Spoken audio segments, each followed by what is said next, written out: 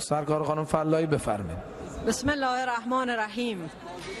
وزیر محترم کشور، وزیر امور خارجه، وزیر اطلاعات، رئیس اطلاعات سپاه، به داد این مردم برسید و کمک کنید جلوگیری بشود از ورود بی‌رویه اتباع غیر مجاز خارجی.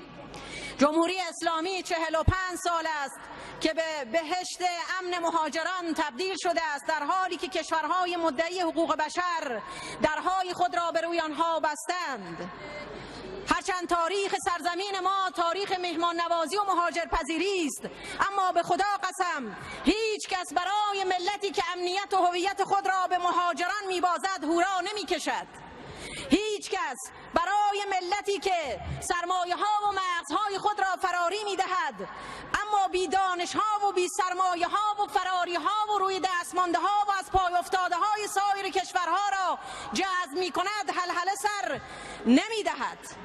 برادران و خواهران من، امروز بیش از 250,000 میلیارد یارانه پنهان صرف بین 5 تا 8 میلیون تبعی خارجی می شود.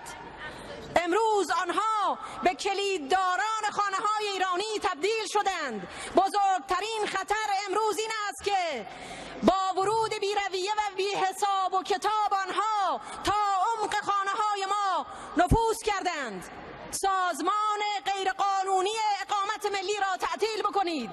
100 میلیون ناقابل پول روی امنیت ما قیمت گذاشتند و سرویس های خارجی با پرداخت این 100 میلیون ناقابل تبعهای خارجی را به جاسوس های سهل الوصولی تبدیل کردند که امروز امنیت کشور ما را به خطر می اندازند.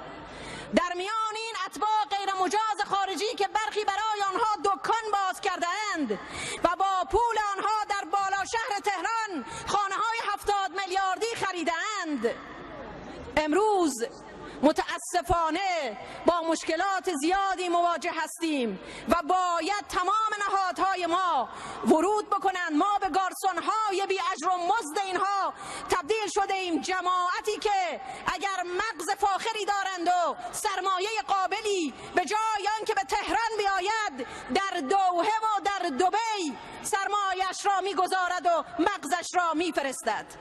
ما انتظار داریم که جلوگیری بشود از این بمب‌های ساعتی، از این افرادی که به عنوان اتباع وارد میشوند اما ترور میکنند، ناامنی ایجاد میکنند و متاسفانه برخی هم برای آنها فرش قرمز پهن میکنند. بنده به عنوان نماینده مردم به واسطه آن که سرزمینم را دوست دارم هشدار میدهم به کسانی که امروز با پول این اتباع غیر مجاز در حال زندگی های لاکچری هستند.